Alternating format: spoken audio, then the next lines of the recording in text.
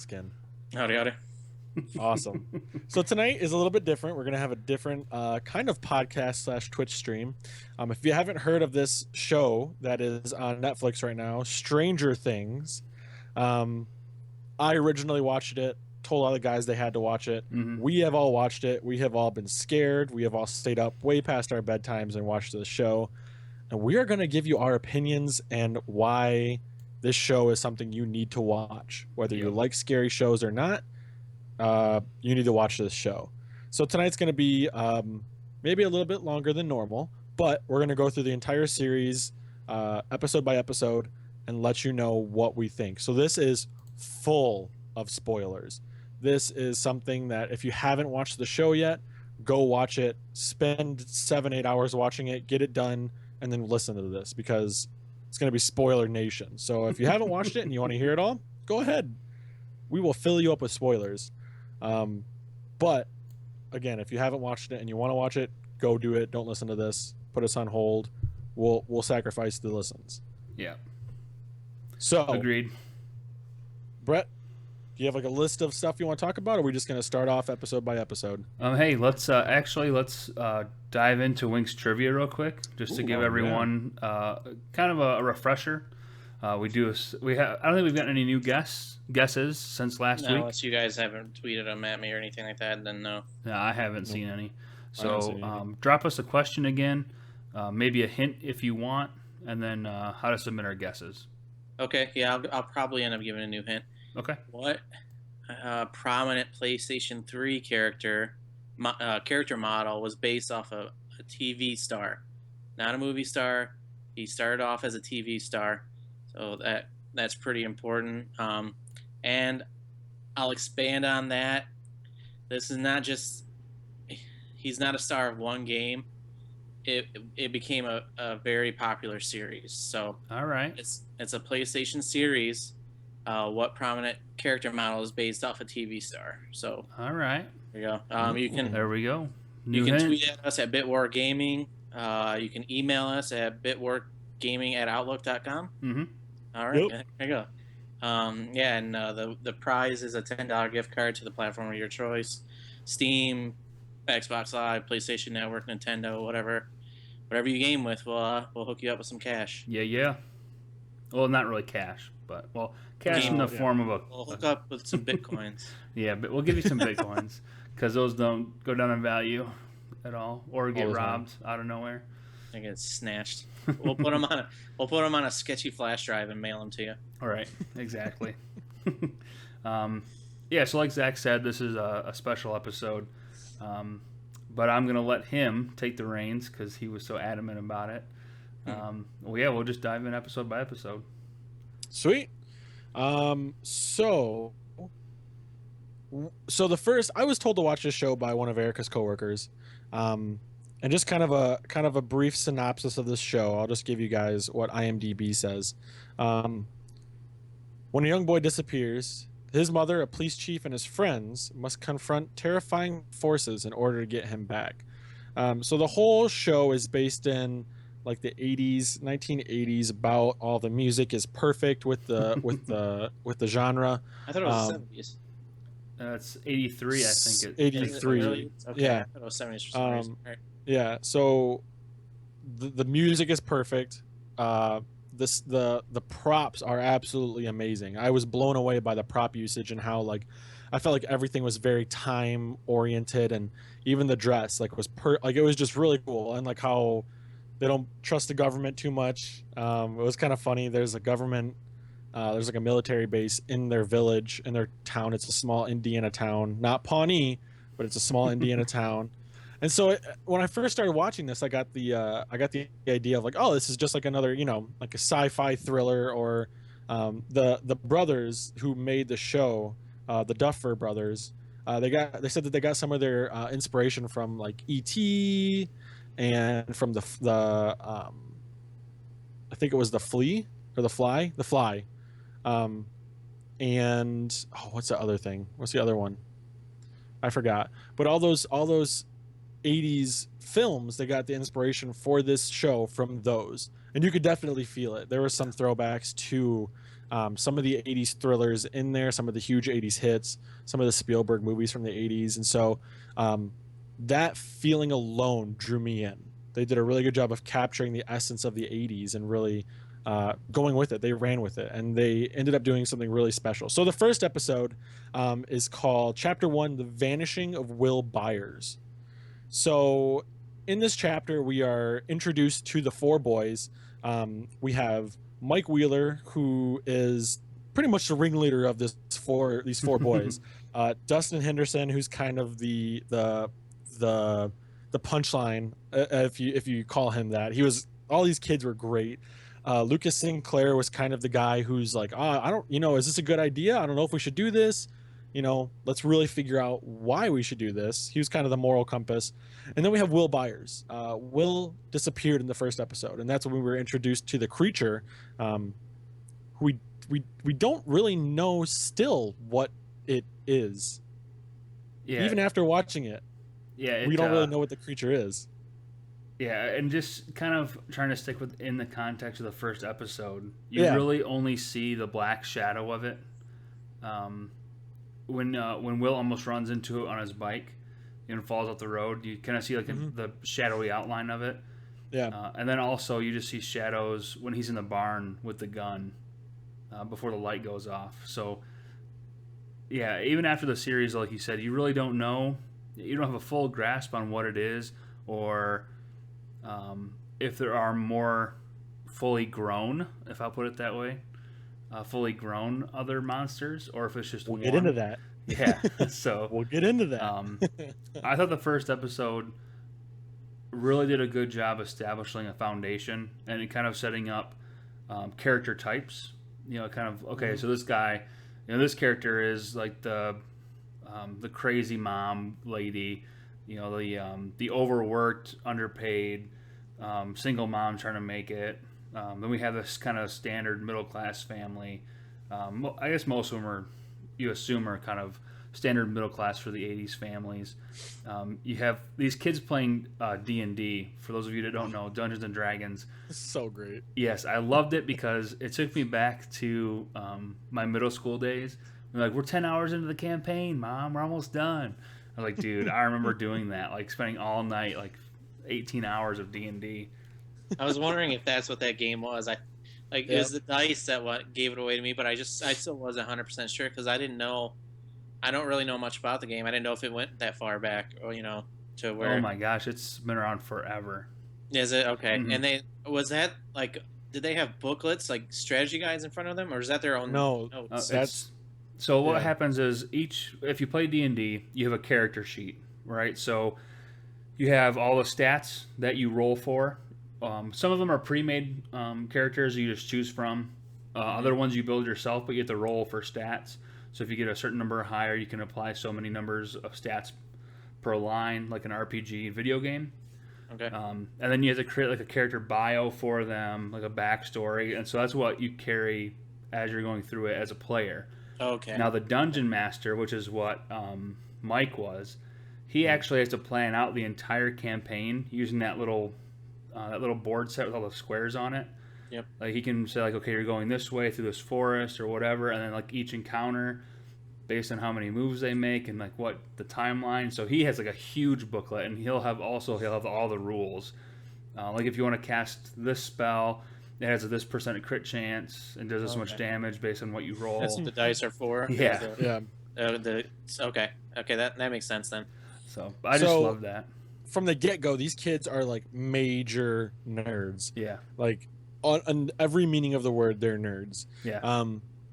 And from the start, I like how you said it, Brett, how you understand the characteristics of each kid. Mm-hmm. And even the simplicity of Mike or Will rolling the dice, and they're not knowing like if it was either a flame ball or if it was a protection shield. And even if they survived, really showed me what kind of characters these were. So like you have Dustin, who's like, cast the protection spell, and then Lucas, do the fireball, cast the protection spell, do the fireball. And then at the end, they lose the dice, they walk upstairs, they find out what it was, and they walk upstairs and they're like, we just don't tell Mike, whatever. But then Will is like, hey, I didn't roll high enough. It was I let the team down. And so from that point, I thought it was so interesting because like it showed Will as like, you know, he wanted to help the team, but he felt like he let him down in the end. And so I just thought that was really, it was something to think about. And then when you find out that so later in the show, like 2 minutes later, Will is gone. They don't know where Will's at. He's disappeared. They're assuming he's taken. They're assuming he got like abducted. And so the mom, played by Winona Ryder, who is Joyce Byers, Will's mom, like Brett said, single mom, has 2 boys. The older one is Jonathan. He's the oldest, and then Will is the youngest. She just loses it, completely loses it, like any mom would. Completely loses it. And I thought she did a great job of acting like a mom who's just, you know, single mom, like you said, Brett, working, divorced, just loses her mind. Can't find him. Doesn't know where he's at, needs to find where he's at, all of this stuff. I thought she did a really good job of acting. You know, I really thought that made it felt like to me that she was just insane. But that's how a parent would be if, you know, Brett, you're almost a parent. Almost. If you lost your kid. I mean, like, you're starting to feel that. If you lost your kid, you would freaking lose it. Like, absolutely lose your mind. So I love that. I love that she dedicated herself to that mold really well. And then we have the coolest character, in my opinion, in the show, Jim Hopper, the cop, yes, the sheriff, the bad dude who acts like he doesn't give a crap in the beginning of the show, and then at the end of the show is literally the best character, in my opinion. By far, how did you guys feel? By far, is the most developed character. Okay, I was just about to ask, how do you feel Jim Hopper was from the beginning to the end? What do you think, without getting too much into the end, his development? How did you like it? What did you like about it? Man, I can't really go into it without going past our episode by episode thing. Yeah, so in the first episode, you really just kind of get the feeling that he is a kind of a slacker sheriff. You know, he wakes up late, he goes in late, you know, and he tells the secretary or the office manager, whatever her job title is, that, you know, the first 2 hours of the morning are for contemplation and donuts. So you kind of get the feeling that he is just trying to coast through his job, coast through life. But you can tell he's had something happen to him. It's not that he's lazy or anything. It's something happened, and then they kind of go into that later. But yeah, he does. He looks like he's. Does it start off with him in his trailer when there's a bunch of booze everywhere? And, and then he comes in. You know, he's got just grabbing donuts. He looks rough. He's like in rough shape, and but you can tell it's not. Yeah, like he's got some personal demons to deal with. Yeah. But by the end of the series, though, you can definitely tell that they developed him. That a lot of his past comes out, and it really sets kind of a precedent for how he acts in the rest of the story. Once you figure out what kind of happened to him, where he's been. It kind of explains why his character transforms the way he does. But even if they didn't share that, I think the dynamic of him changing would have been just as effective. Yeah. And then like any 80s, 90s, thousands movie, we have a love complex going on here. It's kind of weird. I thought it was kind of weird. So Nancy is Mike, the main character's oldest sister. She is your stereotypical good girl. She does really good in school, middle class family, and they portray her as the normal middle class act out. Steve Harrington is the quote unquote bad boy of the show. He's, you know, he skips class, he drinks, he smokes, and they're all in high school. You know, so he's the guy that she wants to be with, and she aspires to be with. And he's not even really a bad boy though. He's he's a teenager. Yeah, but they portrayed him as a bad boy. They tried to spell it out like, you know, Steve, he drinks, he invites people when his parents aren't over. Just the teenager things that. See, I would have picked his friends, like his one good friend. He was like the friends. The rebel. Yeah. Yeah. He was like, I felt like Steve was kind of the guy that he grew up maybe being the neighbor to this kid, and so they were automatically friends for a long time, and so he felt some weird loyalty towards him. He didn't fit in with those two at No. all. Like, No, he didn't. I mean, but I mean, especially like, towards later in the show. Mm-hmm. but I think that since we watched the whole show, we now feel that way about it. If you would have watched the first episode and been like, "Oh, this Steve guy, like making out in the bathroom, just being kind of like a weird bad, just kind of not being the good kid in the school." I portrayed him as that. Since I've watched the entire show, I agree. He didn't fit in. He was kind of like a weird kid, and at the end, he realized like, "Oh, I really do like Nancy," But the curveball in that is Jonathan. Jonathan the perv. Will's older brother. Yeah, Jonathan the perv. So Jonathan is the Will's older brother. Protective older brother of Will. When Will goes missing, Jonathan tries to keep his mom pretty calm, but at the same time, he wants to do all he can to find Will. He's the man of that house. Since he is exactly non-existent. Yeah, and he's the man of the house. So he grew on me a lot. I like Jonathan throughout the show. So as you can tell, the episode 1 was kind of the character introduction. We're introducing all these characters. We are setting the plot for the rest of the story. Will's parents, or Mike Wheeler's parents, Nancy's parents, they're the middle class stereotypical parents. And I was telling you guys before, I loved how they didn't really show them to be around. Like, they had the person I'm about to introduce next in their basement for multiple days, multiple nights, and they never found out. Mike missed school, never found out. The FBI came and they were finally like, "Oh, what's going on?" So his parents were also there. The coolest character is 11. Would you guys agree? Yeah, you don't really episode 1 you don't really know why she turns out to be that way, but you're definitely intrigued. First time I watched the series through, I kind of was like, well, is that Will? They're like, no, it can't be Will. And they said it was a girl, and I'm like, that doesn't look like a girl. That's exactly what I thought too. Yeah, I really had no idea what place this character had. It was just completely, they did such a good job really just encapsulating this character in mystery for a long time. Yeah. So that's scene. Episode 1. The 3 boys. So as of right now, if you haven't watched it yet, Mike, Dustin, and Lucas are the 3 boys trying to find Will. Will's gone. Will doesn't show up for a while. And these 3 boys are in the forest looking for Will, and they stumble upon 11. Her name is 11. That's all we know. She's a buzz cut, and that's literally all we know. I want you to watch. Even if you haven't watched the show, I want you to watch it, and I want you to go back, and there's more there, but they meet 11. They take her back to Mike's house, and they keep her safe.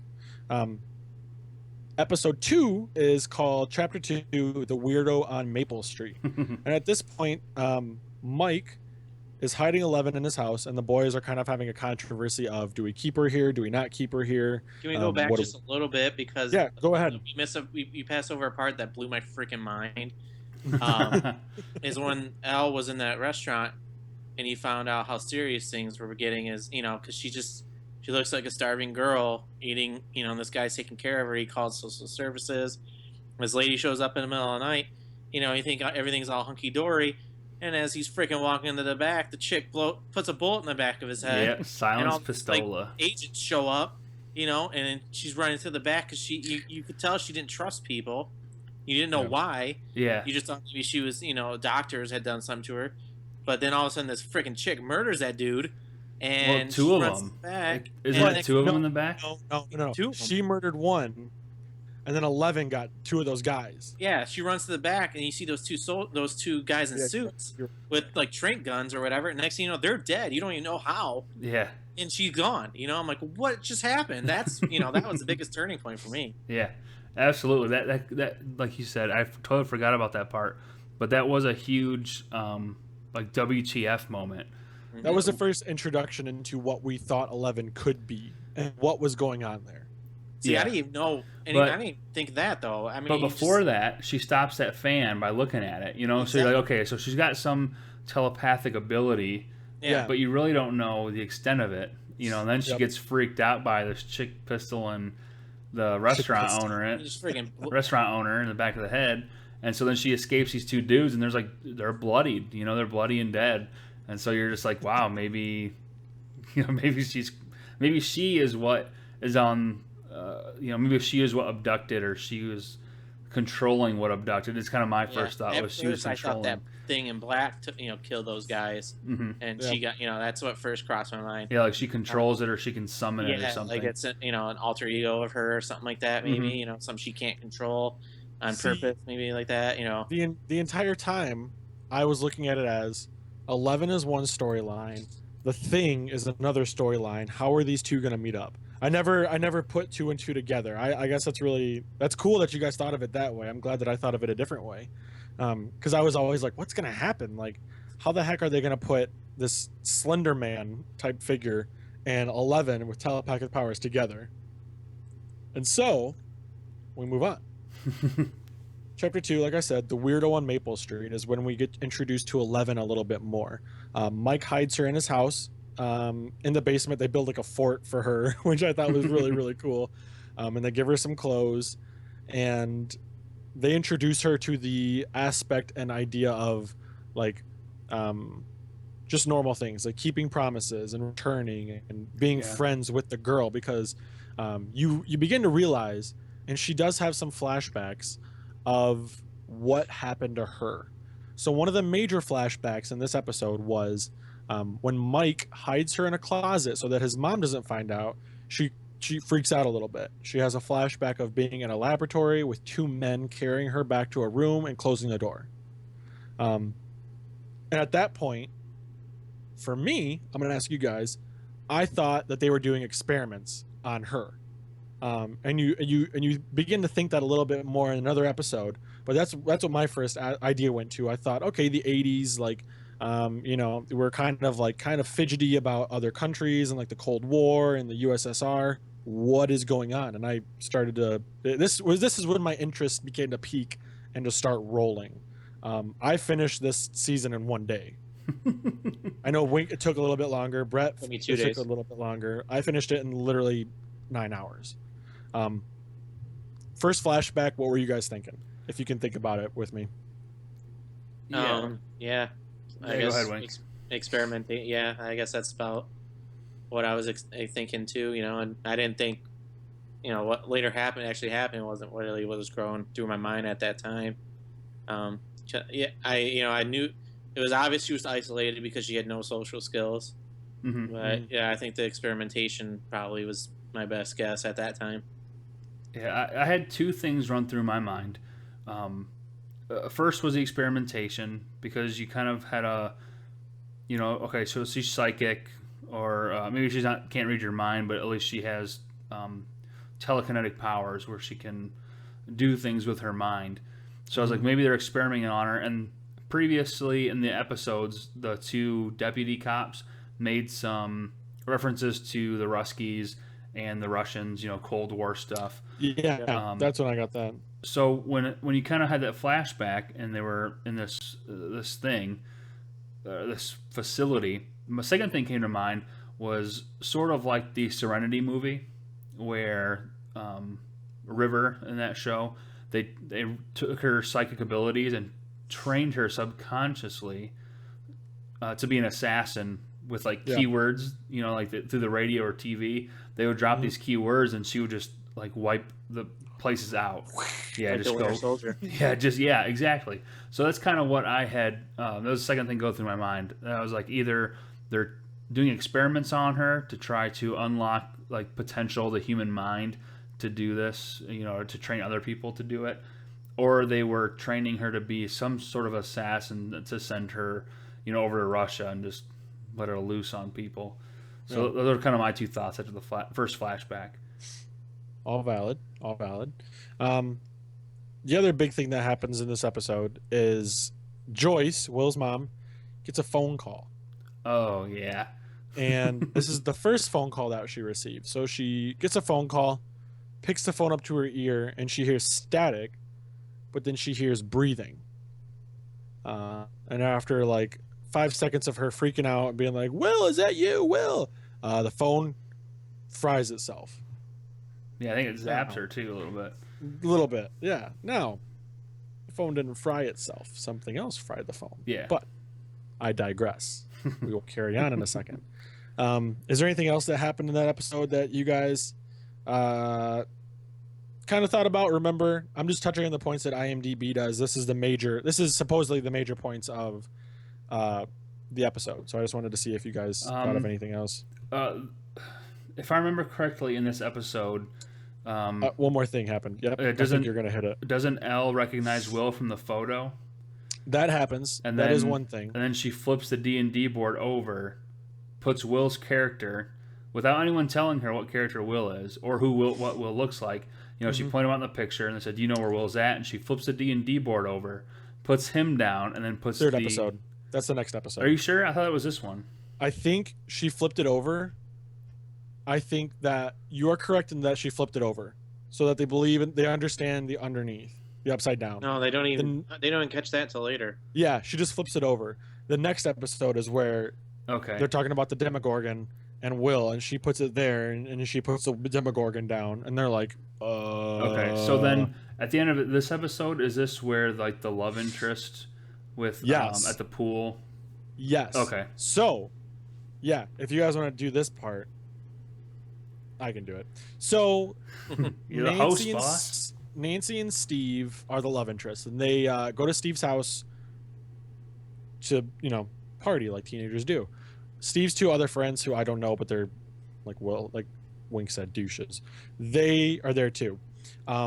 Nancy's friend Barbara also comes as like the designated mom to make sure that nothing happens. I mean, am I right? I'm right. Well, no, she made her come. She didn't really want to come, so I wouldn't call her the mom.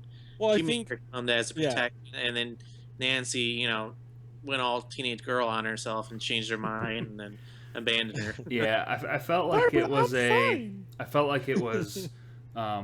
Oh god, I felt like it was Nancy's last grasp at trying to hold on to her old life, while like wanting this new life, like this new. This is what I want to be. This is where I want to go. What I want to do, but I want to still try to hold on to my old life, my old friends. So I felt like it was like the kind of her trying to hold on to both or obtain both. Never works, FYI. Never ever works. So,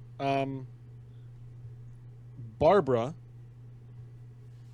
and we'll get into this, but this is where I began to get confused a little bit. This is my only problem. So, Barbara, and we'll talk about this at the end. Barbara was about to shotgun a beer, cuts it open, accidentally cuts herself, and so while they're inside canoodling, Barbara is sitting outside on the diving board. Diving board. Thank you. I couldn't think of the word.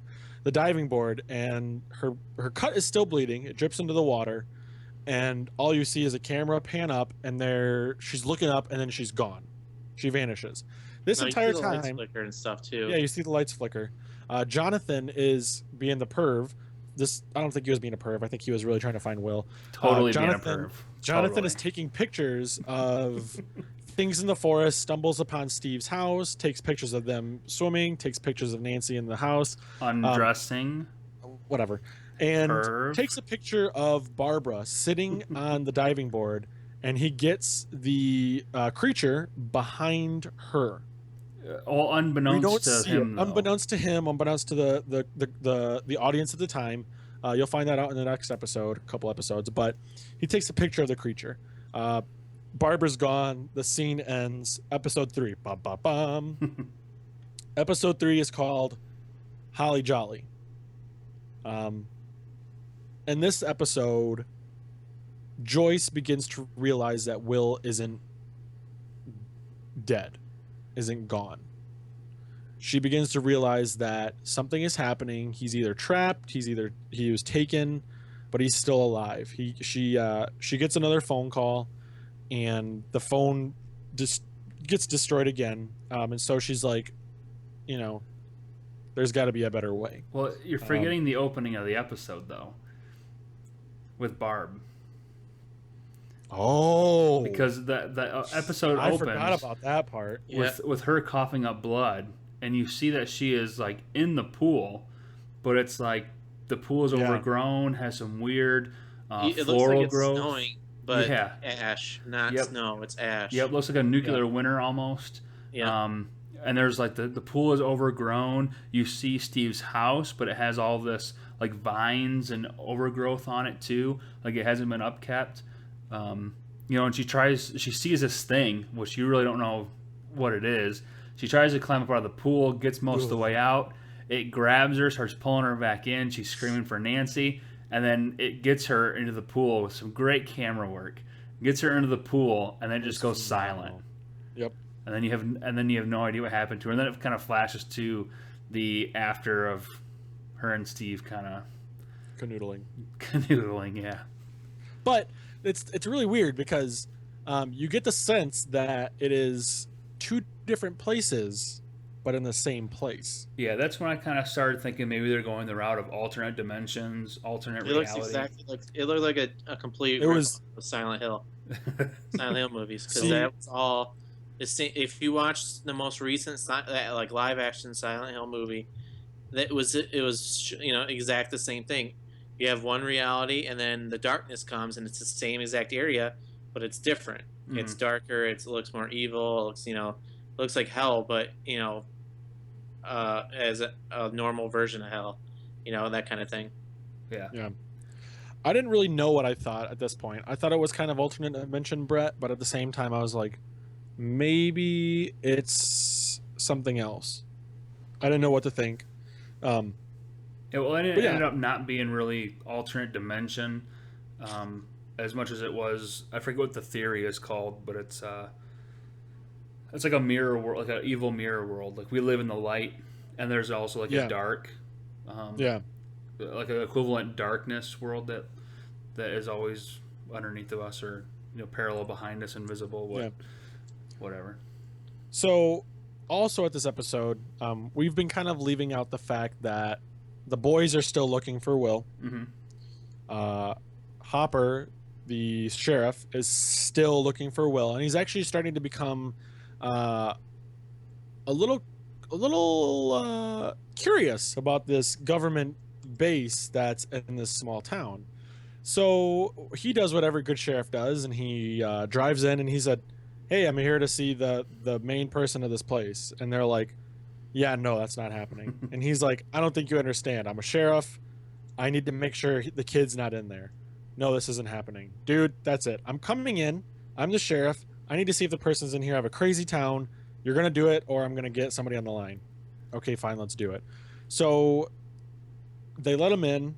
The people who are running the government facility show him cameras, him. See, I thought that he just kind of made it sound like, "Look, I'm looking for this missing boy. I just need to check this place off my list. See what your boss can do for us." Yeah, he felt like he want to waste his time, but he had to. Yeah, and so it was the security people that walked him through. It wasn't the head of the facility. And so they walk him through. Man, I love doing this with you guys. You guys are catching on my faults. This is great. I should have you guys in life. You do. Well, not in my ear all the time. So they're showing him this security footage.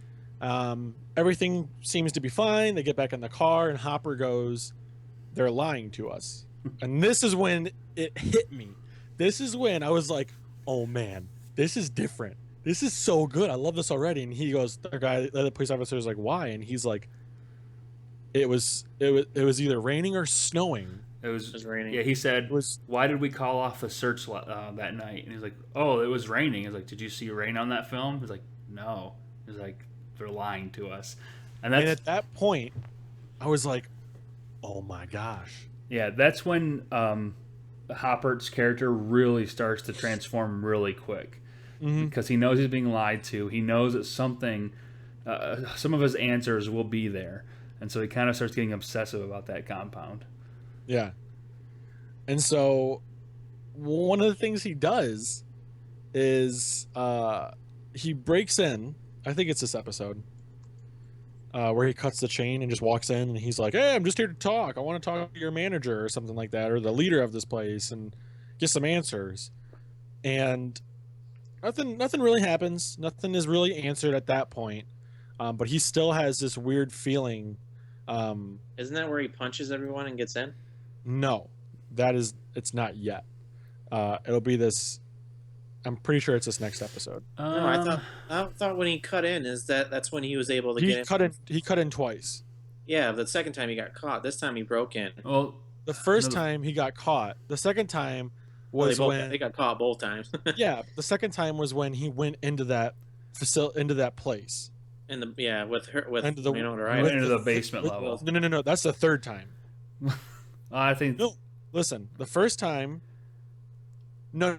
I think I'm wrong. The first time he drove in. The second time Yeah. he walked in, Yeah, that's and he got.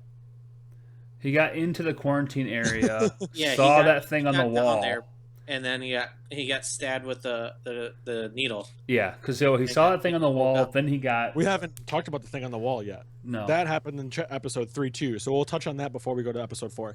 Episode 3, you are introduced to a problem. And you're actually introduced to this problem in episode 1 at the beginning of the series. Where there is, I don't even know how to explain it. Something happened at this facility that we don't know about that was in episode 1.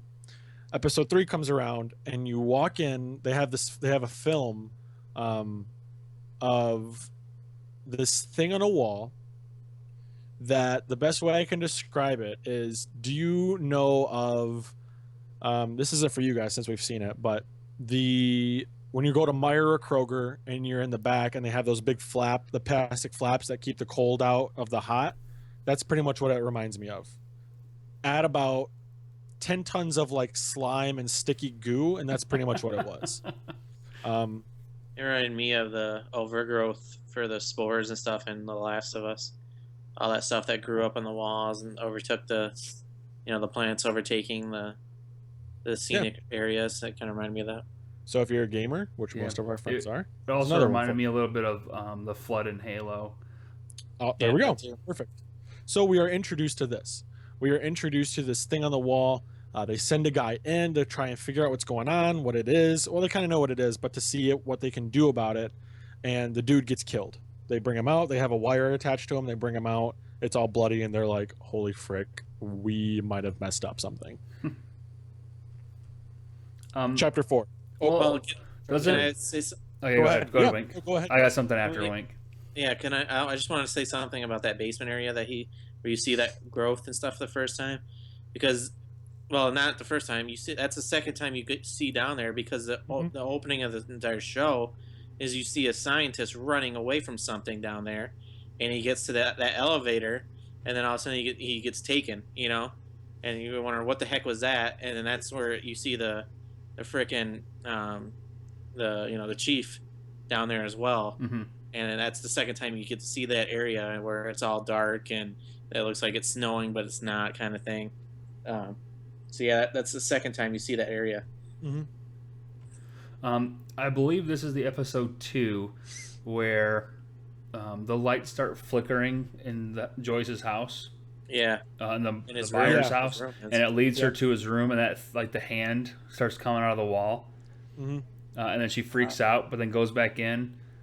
Because doesn't she Whereas, ask in this one? Huh? Doesn't she ask for the the second phone, but I'm also pretty sure that you're right, Brett. This is the one where Wink, where she walks into the room and Should I Stay or Should I Go is playing, and she looks to the left and the Demogorgon is like coming out of the wall a little bit, and she's like, "Ah," and runs out to the car, and then she realizes she's got a nut up or shut up, and she walks back inside and tries to face it. It's because the music shuts off at first, but then she gets out to the car, and the "Should I Stay or Should I Go" starts It's like- playing again. And it's like blaring, yeah. So she's like, The lights are flickering. This must be Will, So I have to go in there. That's kind of what I thought.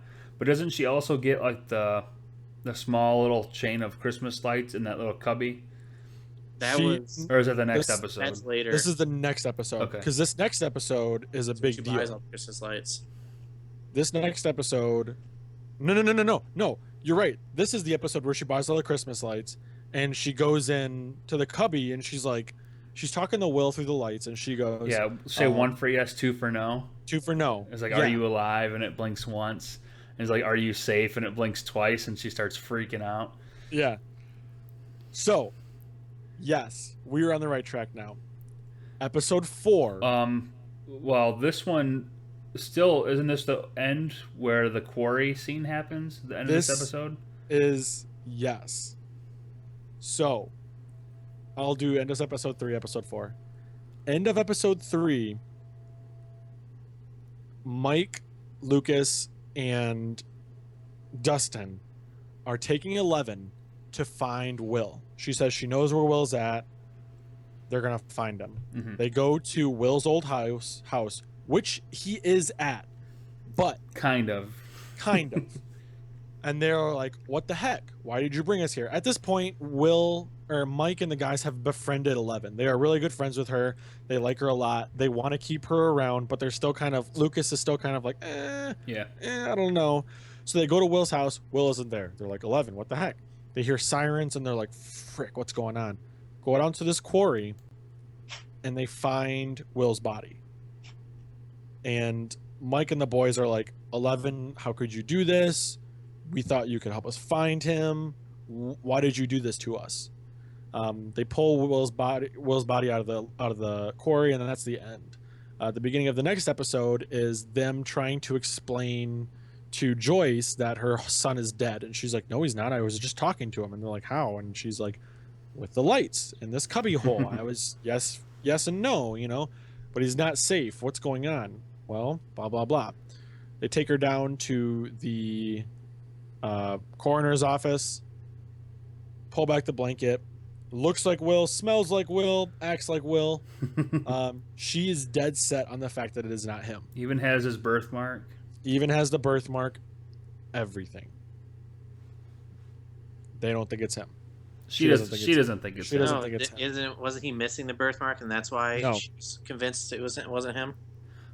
Because she asked him to flip over. He has a birthmark right on his arm or whatever, and then it cuts away, and that's when she comes running out and saying that's not him. Well, she asks, but then on the reflection, you see the coroner in the reflection. He lifts up his arm, and then that's when Jonathan walks away like puking.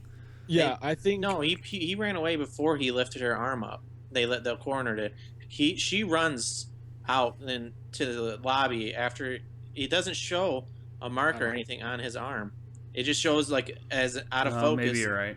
Of him, you can see the coroner lift up his arm, and then it cuts away to her running out to the lobby saying, "That's not him. That's not my son." Yeah, you might be right. Yeah. And then just whatever his brother's saying, "That's him, Mom. You need to move on. Blah blah blah. You need to accept this.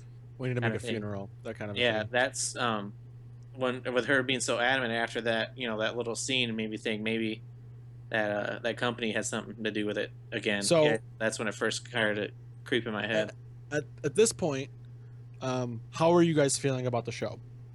It started off slow for me, but once you start seeing like the stuff, the creature coming out of the wall and stuff like that, that's when I started getting freaked out. That's when I got hooked.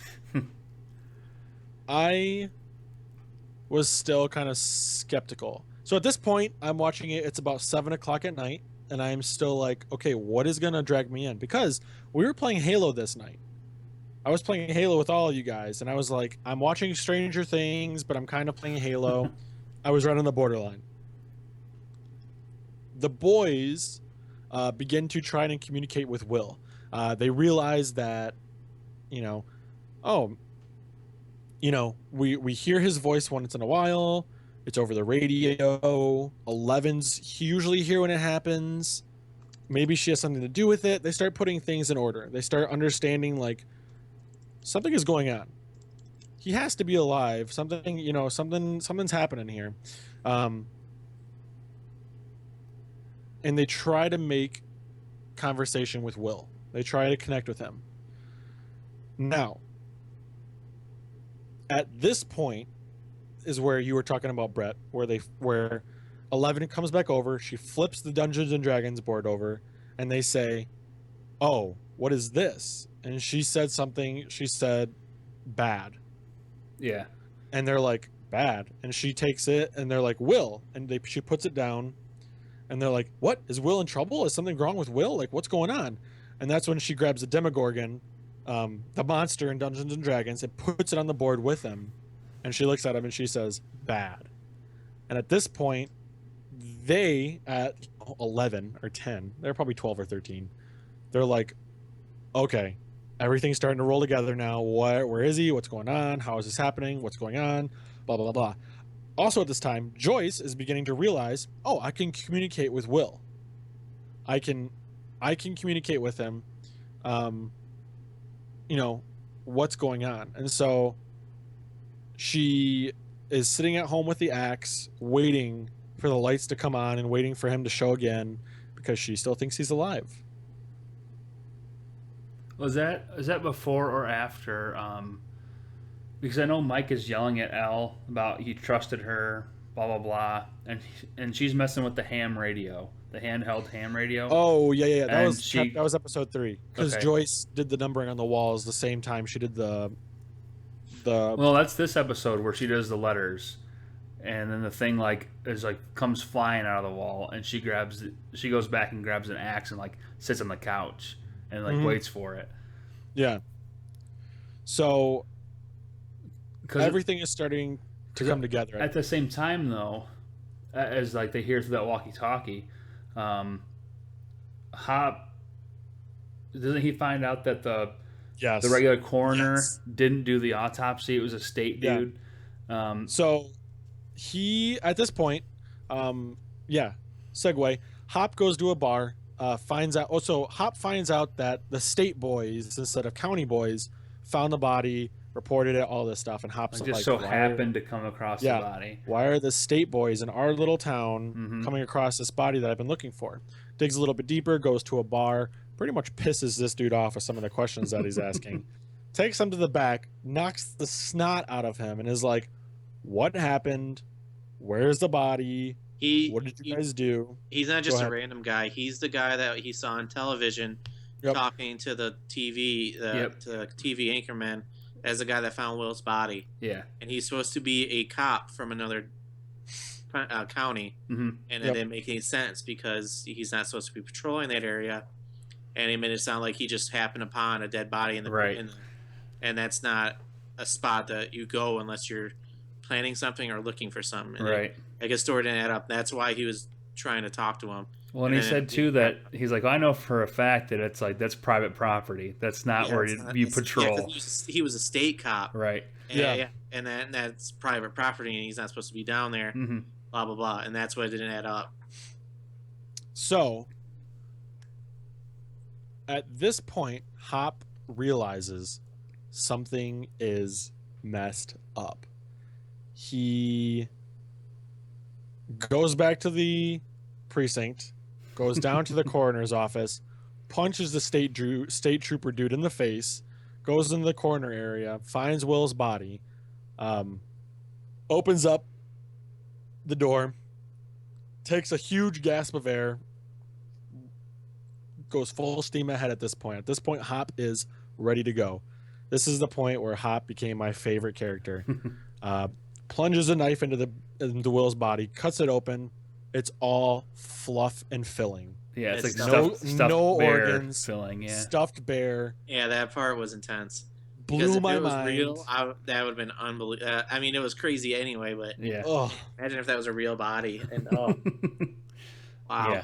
So Hop realizes something is going on. Yeah, well, I think he's like, okay, if this is the case, then I think I just start taking what Joyce is saying as true. You know, because something crazy is going on. If these people are going out of their way to make sure that no county people touch this body, see this body, and they're putting a stuffed dummy in the morgue to get these people to be quiet, there's something big going on. Yeah. And so, if I'm certain, this is the episode where he breaks in the first time and goes down, right? And then he gets the needle. No, I think this is the episode where you finally see that guy go through the thing in the wall and get eaten. Okay. or not eaten, but killed, whatever it is. Yeah. One of you guys can look it up. I'm pretty sure that's what happens too. Yeah, I'm reading a little synopsis right now. This is the episode where they try to get into the AV room for the huge ham radio.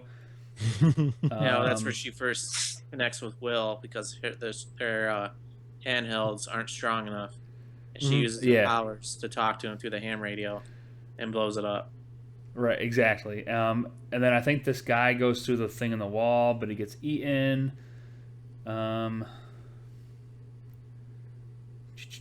Yeah, I think and that kind of ends on that. Okay. Boom. Done. The next episode. Yeah, this is the one where he breaks in. Because he finds in the end of the last episode, he finds The that bug. his room or his house is bugged. Yep. No, Yeah. in this episode. Is it in this the end episode? of this one. Yeah. So, in this episode, It's called The Flea and the Acrobat, right? This one. yep. In this episode, the boys are beginning to go with, okay, since Will is underneath, Will is in the upside down, and we are in the present, how do we get from here to the upside down? At this time, Hopper also is doing some other awesome stuff. But for the boys, they talked to one of their teachers. He's the AV club president or the counselor, and they say, how can we get to something that is in another universe or a dimension? Yeah. And the teacher's pretty much like, oh, well, you would, it's like a tightrope. So there's a tightrope right here, and the acrobat can stay on top of the tightrope. And so he's in our dimension. However, the flea can go between both dimensions because he can go on both sides of the tightrope. And they're like, oh, okay, well, we're not the flea, we're the acrobat. So how would we find a way to get to the other side? And he's like, oh, it's simple. And he folds the paper in half and punches a hole through it. And he goes, there would be a gate or an entrance of some kind. But it would take an immense amount of energy. It would take an immense amount of energy and a huge magnetic force to make this happen. The plot begins to be so clear for me, and I'm like, okay, let's start going with this show. I'm beginning to understand, and once I start to understand a show, I really get into it. The boys are starting to figure it out. At this point, Nancy and Jonathan, who you really hadn't heard a lot about, Nancy was kind of struggling with Steven a little bit. Steven was kind of struggling with Nancy, found out he was hanging out with Jonathan. They begin to realize it's something a little bit more sinister than just a bear, which they thought it was. Nancy and Jonathan begin to prepare themselves for whatever they might come upon. They don't know what it's going to be, but they are going to try their best to stop it, to kill it. Well, and the compass thing, right? Happens in this episode. Yeah. The other thing that happens is Dustin realizes, Yeah, if it has to be a energy or magnetic force. Natural compasses, they use the magnetic poles of the Earth to tell you where true north is. So there's a big magnetic disturbance. You just follow the compass where it points north, and you're going to find this giant magnetic disturbance.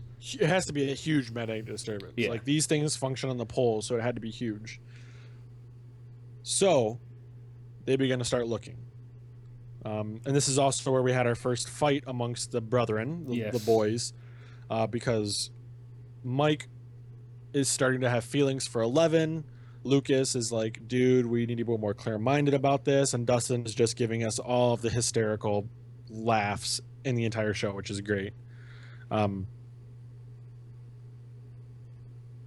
Also, the biggest part of the show was Hopper breaking into the government facility. Mm-hmm.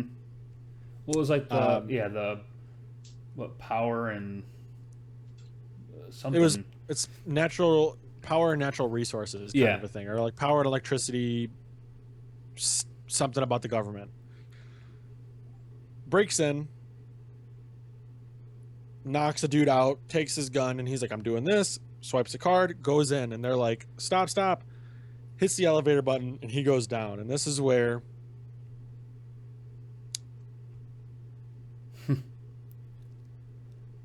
Yeah, this is where he sees a thing on the wall, and then he gets yeah, injected with that thing to knock him out. yeah. And he just But this was the part. randomly wakes This up was in the his part. house. Yeah, this was the part where the boys did the Demogorgon will thing. Well, this is where it happened. Yeah, and this is where they look in their D&D book and find the Veil of Shadows. And that's what they called it. Yeah, it's an echo world is what it is in D&D. So it's just a dark version that echoes the normal world. Mm-hmm. And that's what they're like, this must be where Will's at. Yeah. Hopper gets injected like Brett says. Wakes up. Like Hitman style. I'm going to play like Hitman. Straight up Hitman style. And so he wakes up in his own house. There's a bunch of drugs all over the place, beer. And he's like, what the frick happened? Yeah. Was this a dream?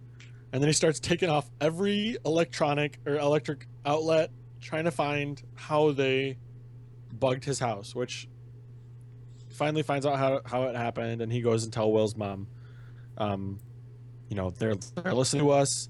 They know what's going on. We need to stop this so we have them on the foot. We need to make sure that we're one step in front of them. And this is where I began to think, oh, the government is up to something in this show.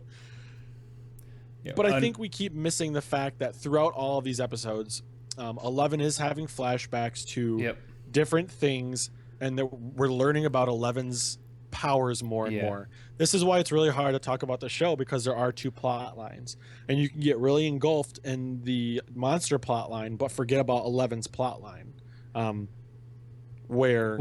In this one, you find out that how they're tied together, though. Mm-hmm. Because I forget what triggers the flashback, but something triggers her flashback to where they put her in their sensory deprivation tank. Chapter 6 is when you find out what really happens, like when you find out why she's there and why she went there. Yeah, this one, does it end with the sensory deprivation tank? And so she sees that thing and goes up to it, and then it ends episode, I think. Yeah. It's one of these two, because there's only 8 episodes, and so this is just episode 6, or we're going to talk about episode 6 next. So yeah, you find out what she was doing there. It sounded like she was trying to eliminate a Russian agent. Can she eliminate him though? Because I saw her just. Yeah, she was just listening in on the conversation to get intel. Her powers she could listen. It would project it over the PA system. Like I think she was spying on him. I don't think she was going to kill him. I don't think she could kill him from that dimension. Yep. If she focused on the person's picture, she could find them in the echo world while they were talking in the real world. And so it was basically intel without ever knowing that she was there. Yeah. And then that's when you first get introduced to why she was so terrified of that area, because that's when you first hear the Demogorgon or whatever they call it. And then she freaks out. Yeah, so at this point, we find out, 11 does spy work while she's in the echo underneath, upside down. But while she's there, she hears something, and she turns, and she sees this monster, and she starts walking towards it. And it freaks out at her, and she's like, I don't want to be here anymore. Loses her mind, goes away. Then they realize, hey, we actually want you to talk to this thing. We want you to be able to converse with this thing. And so, in the next episode, that's when she actually makes contact with it. Yeah. And then that opens up the gate. Episode 6 is called The Monster. So at this part, 11, Lucas and Mike fight. They're upset about it. They're mad about 11 and how she has been with them. Lucas is like, oh, she's tearing us apart. You like her. You're starting to get feelings. And Mike's like, shut up, dude. Starts to get upset about it. I can hear some feedback. So I don't know who that is. Echo. It's Wink. Wink. Wink. No, it's not Echo. It's Ellie's playing with her toy. No, it's definitely Echo. I can hear myself too. Yeah, it's 100% Wink. Oh well. Oh, it's gone. Sweet. Perfect. Carry on. Episode 6, the monster. So like, yeah, the boys are fighting, and 11 runs away. We'll have to touch on one of the coolest parts of this episode in a second. But Hopper and Joyce find out about the lab. So they find out, they go to, Hopper does some recon, finds out that this lab had been taking kids, had been using them for weird things, weird experiments, and totally getting away with it. And then one mom actually had reported her daughter missing and said that the government took my daughter, did weird experiments, and I never saw her again. Mm-hmm. Hopper and Joyce then go and find this mom, find out that she had been used, the mother had been used in all these weird experiments, given all these pills, all these sedatives, all these things for money from the government. At the same time, she was pregnant. So when she has the baby, everybody tells her that the baby died. The baby died in pregnancy, and the baby died at birth, and you lost the baby. I'm really sorry. The truth of the matter is, the government takes the baby. The government took 11, who is this character, and took her by themselves and found out that she had all these powers and these supernatural abilities, and they wanted to use her like they did for spying and for stuff like that on the Russians. This was kind of, this opened up a lot more doors for me because I finally found out where she came from. So I had always thought, oh, maybe they're giving her these abilities, they're enabling her to have these abilities, they put these abilities in her, whereas it wasn't really the government planted this. It was like, oops, we didn't mean for this to happen, but cool, we're going to take your kid anyway, kind of a thing. Yeah, the big part for me was when you kind of learn in that whole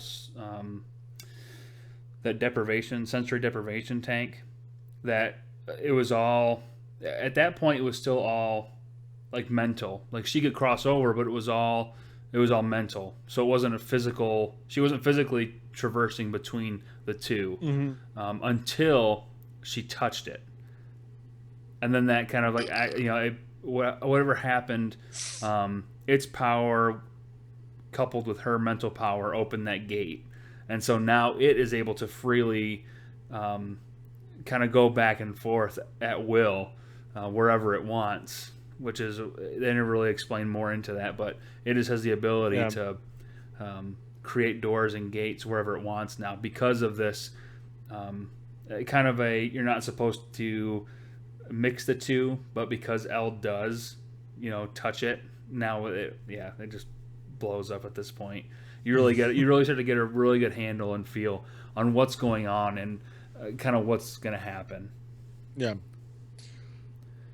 The other thing that happens in this episode is Jonathan and Nancy go out looking for the monster. Yeah. They have bats, they have a gun, they want to find this thing and kill it.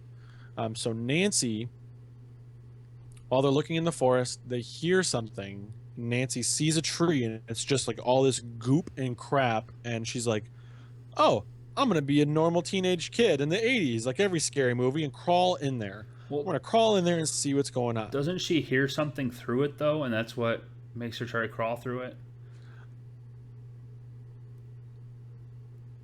Or maybe they were looking for the deer. That's right. The blood led up right up to that portal. Yes. Or that door. Because there was a deer that had been mutilated. They were like, oh, what's wrong with this deer? Maybe we should shoot it. Yeah, and then it gets taken away. Like right in front of them. Yeah, that was freaky. Yeah. Well, they go to the store and they buy a bunch of like traps and crazy stuff too, I think. Yes, spikes, traps, bat. Yep. Gun ammo, gasoline. Yeah. So I can hear an echo again. Yeah.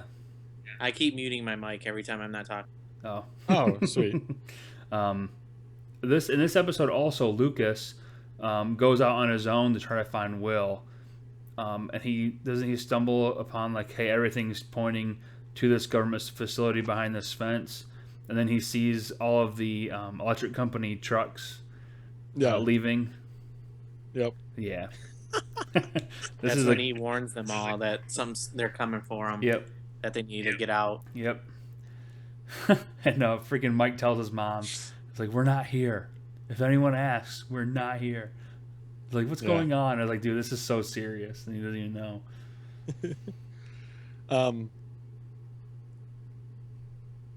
I'm trying to think. So yeah, that's pretty much the end of that episode. It was a lot of introduction to what happened, how it happened, and the monster, and how to get in between. So we get the understanding of the gates you can't go in between.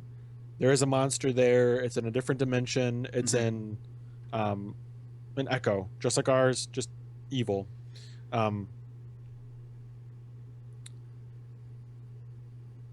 They also realize that 11 is their best chance to find Will and to communicate with him in that episode. And then in episode 7, chapter 7 is called the bathtub. Yeah, well, don't forget about the van flip. Isn't that episode 6?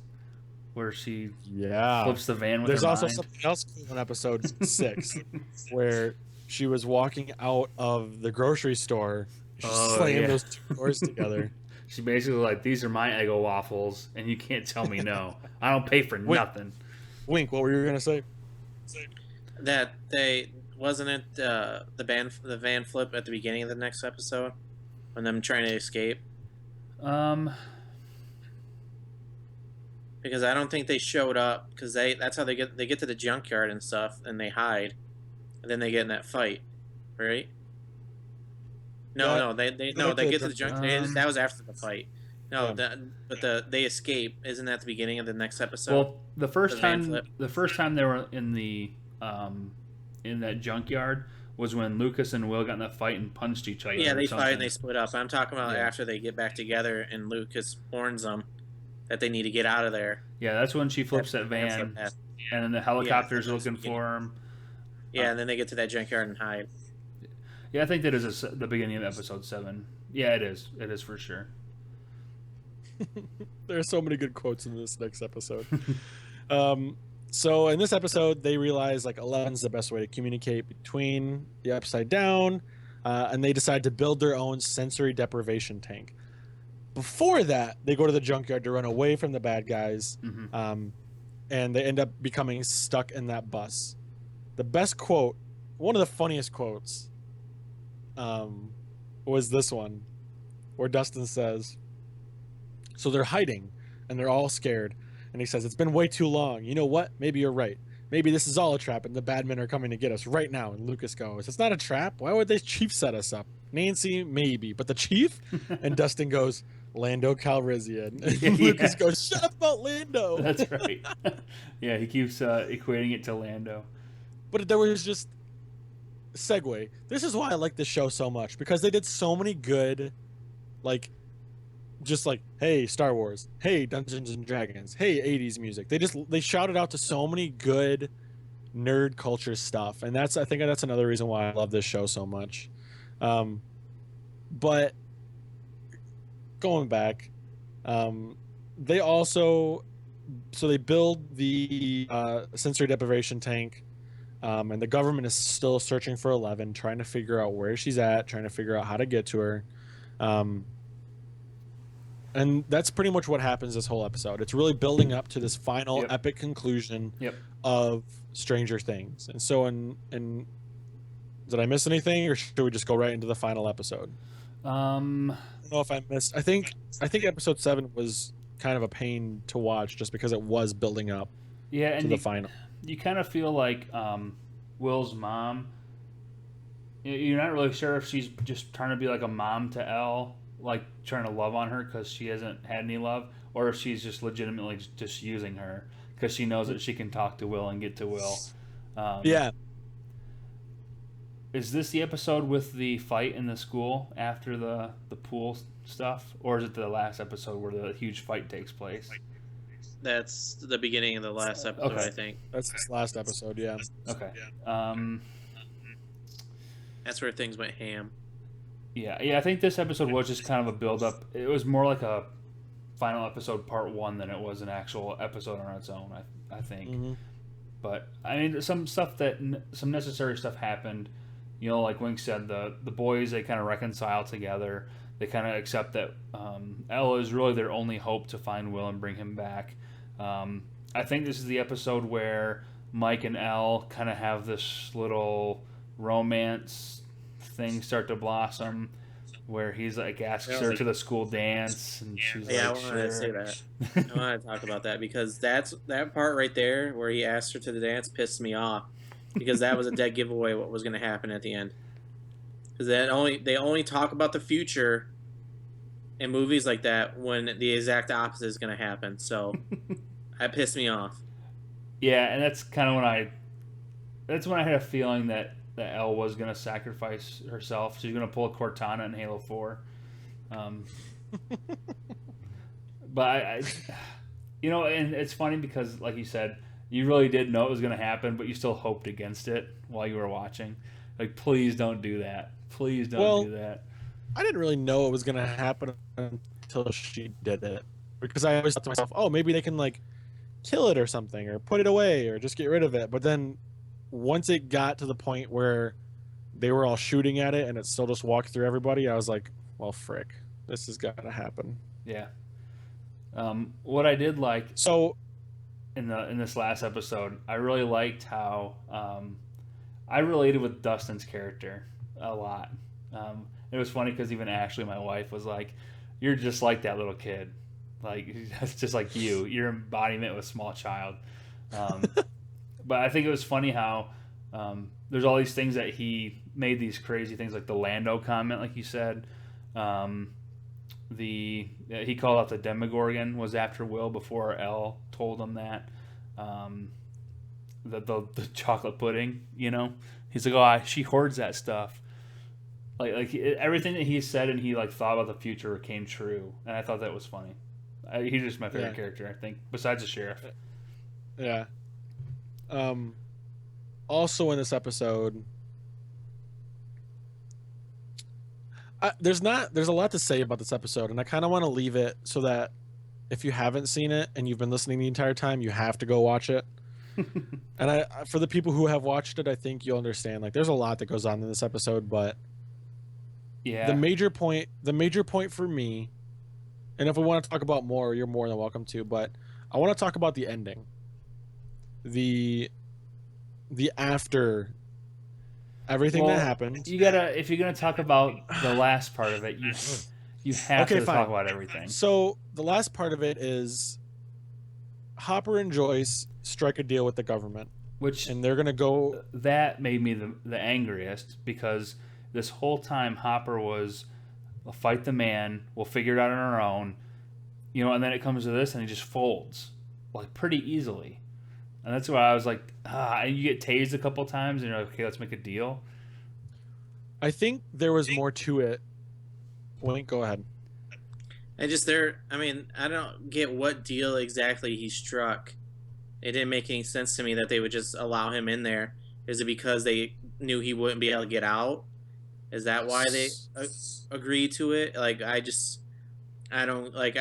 from what it sounded like, he said, their agreement is that we would never talk about them or never bring this up ever again, blah, blah, blah. And then they'll let us in there. I'm like, doesn't make any sense to me. They would just willingly let him in there. Well, and even though they didn't expect them to get out. Well, I think the thing was that they made a deal that Hopper and Joyce, Will's mom, could go in, you know, through that thing in the wall to try to rescue Will in exchange for them giving up Elle. Like, he told them Elle's location. Oh, that's right. That's right. Yeah, that's where he told them that they were at the gym or whatever. The reason I think he did it was because he was starting to feel. He didn't want Joyce to feel the way he did when he lost his daughter. Yeah. I think that trumped his. I think you just saw him being a dad there. I don't think you saw him being a cop. I think you saw his human side and him being like, you know, everything sucks. Nothing's going to be fine. but if I can have your son come back and help you out, I will sacrifice that so that you'll be happy. You know, because there's nothing really else for him to do. Yeah, For him, it was really like, do this and forget everything, or don't do this and get screwed. You know? I just feel like even if he did feel like that, that's a 100% equivocation. He's taking what happened to his daughter, cancer, which is something that occurs. It sucks, but it occurs naturally. You know, it's something that is unfortunate, but it is a fact of life that we have to deal with cancer. And the doctors fought through it with her, put her on this medication, and ended up not working. I mean, that's right. That's part of life. This, on the other hand, is some crazy supernatural sci-fi, boogie monster type thing. So I feel like it's not on any level the same, except the fact that you lose a child. Right? That's the only thing that's equal on the playing field. The rest I think of they how, just saw that. Yeah. Yeah, and maybe that's where he made the connection, because I know that like the quote is like, what would you give to have a chance to rescue him? You know, just a chance. Because with the cancer, with the flashbacks for Hopper, it seemed like they kind of told him and his wife that there wasn't really ever a chance. It was like, we can try this experimental stuff and make it comfortable, but there really isn't a whole lot we can do. So he didn't really have a chance for her to live through that. And so I think to him, like, hey, she can have a chance. Yeah. I guess I think kinda that get was that. I think that was the final thing. So Joyce and Hopper go in to find Will. They find him. They save him. They bring him out. Well, and here's the thing that you have to note is that when they sent that military guy in and he got killed, he barely made it very far. The thing was there. And so the reason that Hopper and Joyce were able to make it to Will was because Nancy, Jonathan, and Steve were setting a trap for the Demogorgon at Will's I thought house. the Demogorgon was at the school at that point. I don't know where Wink's at, but that's correct. Well, It was at the school at that point because the government was fighting the thing, because the thing was trying to get to L. that's right. That's right. The 'Cause house happened before, and then because L. So a house thing happened when they trapped it, they burned it, but then it went back to the underside. Because then that's where they found blood or whatever it's right. remains. Yep, exactly. Exactly. Joyce Inside the and house. Hopper followed the blood trail, To the school. and then they found Barb. She was KIA. No, but I thought Elle is what Elle saw saw Barb. Barb. It wasn't them. Elle, when she went under in the salt bath, that's when you found out Beth was dead first. Because she started screaming, remember? And then he had to bring her out of it. Yeah, but I thought that they found Barb as well before they found Will, I don't think so. because that larva came out of Barb and like That was trickled. the L No, thing. that was Elle. Oh, was Elle it? started screaming after that, yeah. Okay. Elle saw her body in the ground, and then that's when she walked up to it, and a thing came out of her mouth. Okay. And that's when she started screaming and shaking and stuff. We're going to talk about. Yeah. So yeah, but other than that, they bring him out, they save him. Final battle happens at the school. Dude, epic. The government comes in, tries to find L. L kills We're like talking like a 15? dozen military vehicles filled with dudes, like machine guns, assault and rifles. L pretty much smashed their brains and made them bleed out of their eyes, which was so awesome. Well, and that is why the ending happened like it happened, because Mike, Lucas, and Dustin were about to get captured along with Elle by the government and all their soldiers, and so she squished all their brains, and then that like drained her, and you could see you started to see like a bunch of like purple veins in her neck and in her face, like it had Her clearly eyes got cloudy and red. Yep. stuff like that for the first time. Yeah, clearly drained You could her. tell that's when she really used her powers strong for the first time. Was that scene? Yep. And so after that, a couple more guys come in, and the Demogorgon's there, and they're shooting it, trying to kill it, and the guys run away trying to save Elle. They come into a classroom, and Lucas has a wrist rocket that he's shooting at the Demogorgon. Doesn't do anything, obviously. Yeah, you're waiting for the Elle, David versus Goliath thing to happen, where it like hits him in the eyeball or the temple and it kills him. well, that's what they said. That's what they said to do. Yeah. Doesn't end up happening. Elle comes back. On Lucas's last shot though, he rifles it off, and just as it hits the thing, the Demogorgon goes flying back against a chalkboard, and so they think that last rock got him until Elle walks forward and she's like beast mode. Yeah. Elle sacrifices herself for the guys. Demogorgon's gone. Elle's gone. They're freaking out. Will's back. Joyce and Hop are happy. All seems good. Yep, they go on like a 3 months later thing. I think it's like a 3 months later thing. It's about Christmas time. Steve and Nancy are together. I know we didn't talk about them too much. Watch the show. You'll get a lot more. Yeah.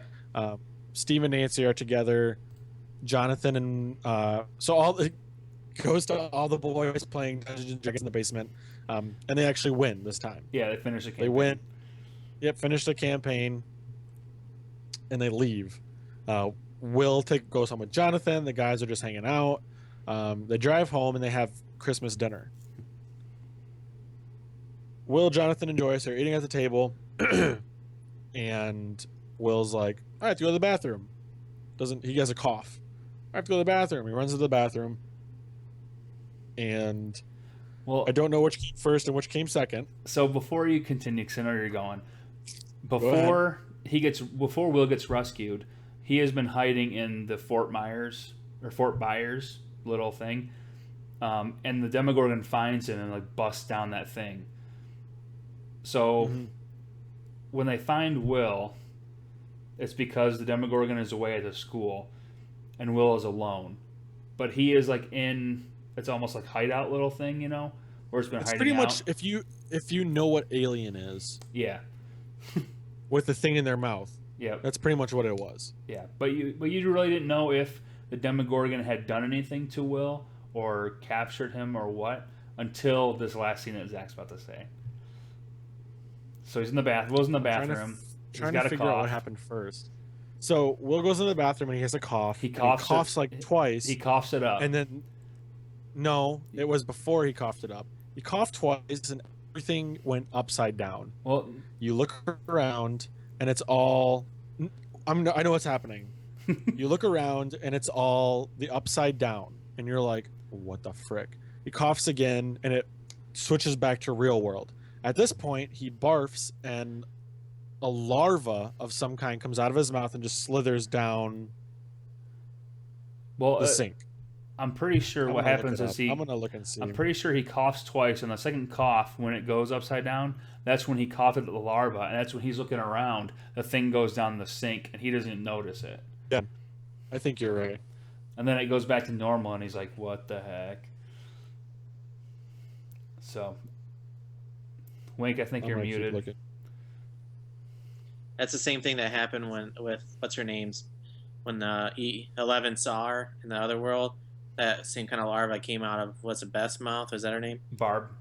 Barb's mouth. That same kind of thing came out of her mouth too when she was dead. Yep.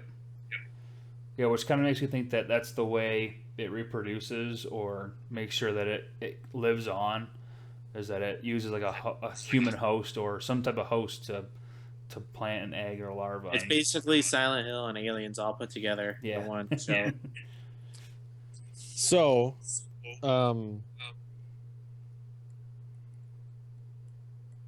that leaves the question.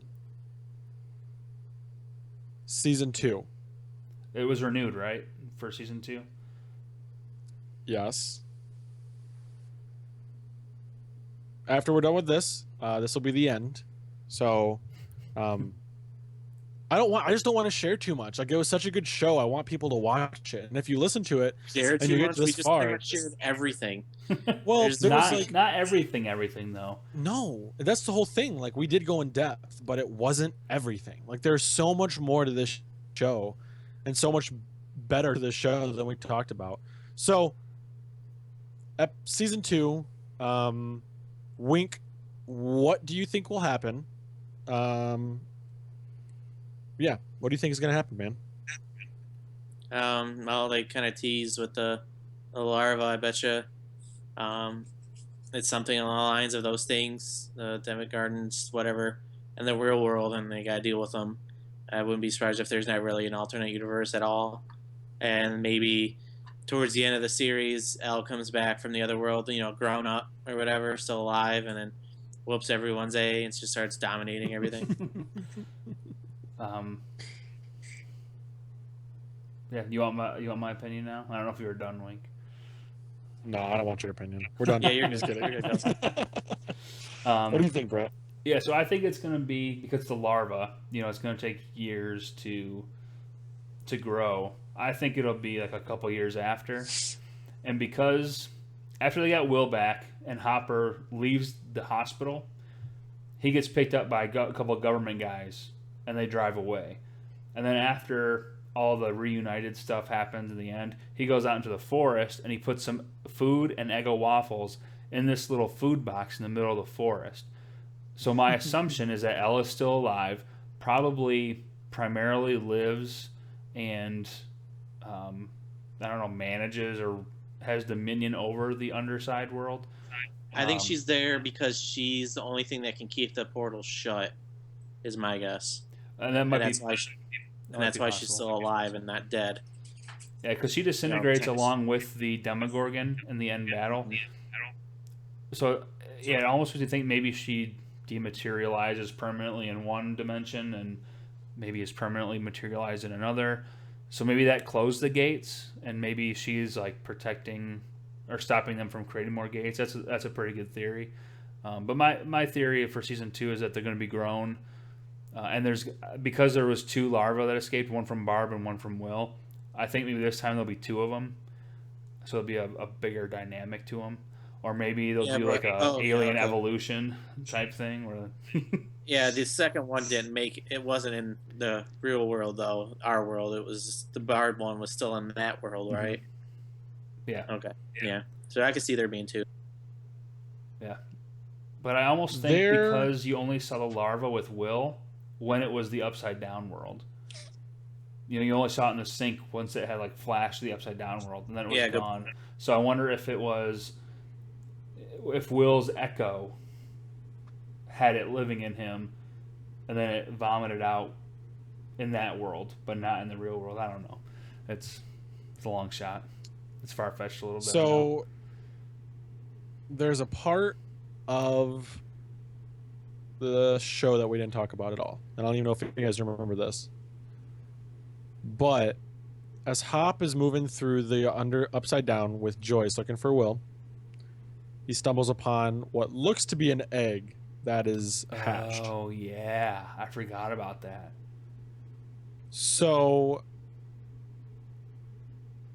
I don't think Ella's dead. I don't think she's gone. I think she just sacrificed herself to show that she could, to stop it for now.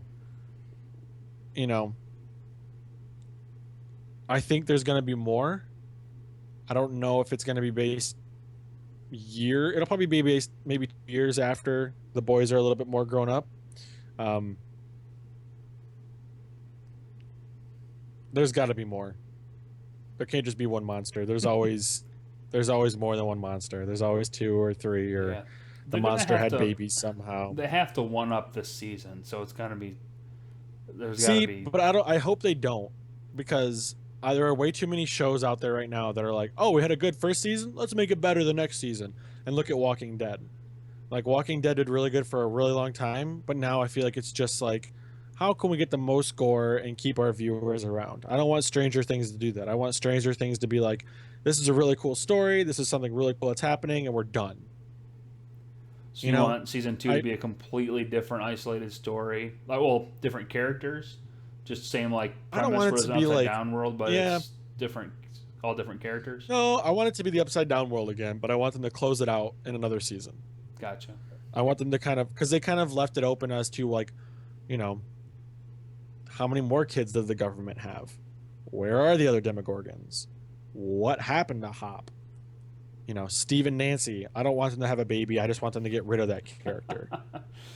Steve How was is- the worst, man. That hair was so how bad.